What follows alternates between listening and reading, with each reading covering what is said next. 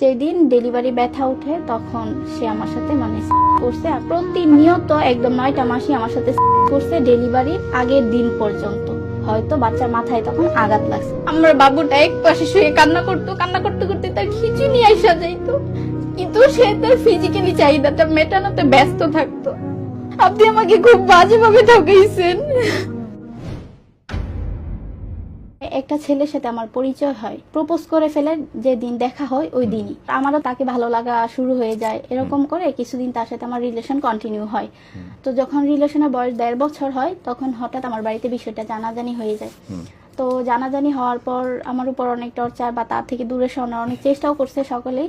আমার বাড়িতে আমাকে একদম টোটালি আটকে দেওয়া হয়েছে, ঘর থেকে বেরও হইতে দেয় না আমাকে। টয়লেটে গেলেও আমাকে আর কি তারা গার্ড দিয়ে রাখতো। প্রায় 16 দিন যাবত আমি এরকম ছিলাম। তো রাখার পর আমি তাকে বললাম তুমি বিয়ের প্রস্তাব পাঠাও। তারপর ওর আব্বু একটা ঘটক পাঠাইছি ঠিকই, কিন্তু 2 লাখ টাকা যৌতুক দাবি করছে উনি। তো ওই জায়গায় আমার আব্বু আমার কথা ছিল যৌতুক তো দূরের কথা, আমরা মেয়েকে দরকার পড়লে নিজের হাতে মাইরা ফেলবো, কিন্তু এই জায়গায় আমরা কখনো বিয়ে দিব না, এত নিচু জায়গায়। তাদের আর্থিক যে অবস্থা ওটা আমাদের থেকে অনেকটা নিচু ছিল আর কি। এই বিষয়টা এখানে ক্লোজ, আমার আব্বু আম্মু দিবে না আর তার আব্বু আম্মু যৌতুক ছাড়া নিবে না। তো সে বলতেছে যে আমার অবস্থা খুবই খারাপ, তুমি যদি এখন না আসো আমি সুইসাইড করে নিব। লাইফে ফার্স্ট ছিল, আমি অতিরিক্ত এটার প্রতি আসক্ত হয়ে গেছিলাম। তা আমি ভাবলাম যে তার কিছু একটা হয়ে গেলে আমি তো নিজেও থাকবো না। তার 7 দিন পর আমি বাড়ি থেকে পালালাম। তারপর হয়েছে যে ও আমাকে নিয়ে আসার পর আমাদের বিয়ে পড়ানো হলো, 1 লাখ টাকা কাবিন দেওয়া হলো, 1,20,000 টাকা। সে আমাকে নিয়ে আলাদা একটা বাসায় ছিল, সবকিছু কন্টিনিউ ভালো মতো চলতেছিল, আমাদের কারোর সাথে কোনো যোগাযোগ হয় নাই, না আমার ফ্যামিলির সাথে না ওর ফ্যামিলির সাথে। তার 5 দিন পর তার বাসা থেকে ফোন আসে, তার মা তাকে ফোন দেয়। ফোন দেওয়ার পর সে বলতেছে আম্মু দেখো আমি তো মেয়েটাকে নিয়ে আসি নাই, মেয়েটা বাসা থেকে বের হয়ে বলতেছে আমাকে না নিলে আমি সুইসাইড করে নিব।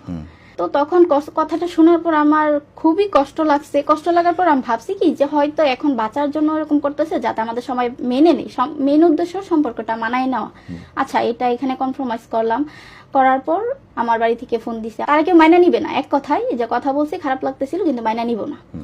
তো তারপর 15-20 দিন পর ওর ফোনটা যখন আমার কাছে রেখে সে কাজে চলে যায়, আমি ফোনটাতে ঘাটাঘাটি করে তার মেসেঞ্জার ঢুকে যাই। ঢুকার সাথে সাথে আমি তার এক্স গার্লফ্রেন্ড যে ছিল সে আমার সাথে ডাবল ডেট করছে। তাদের এই 3 বছরের খারাপ কিছু SMS, কিছু ছবি, কিছু ভিডিও ছিল।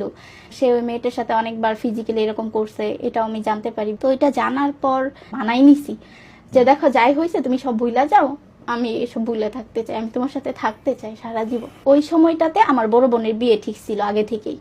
তো তখন একটা সুযোগে আর কি সবাই মিলে আমার বাবাকে আমার মাকে মানাই নিছে। পরে সব ঠিক হলো, তাকে একদম সবারই পছন্দ হয়েছে।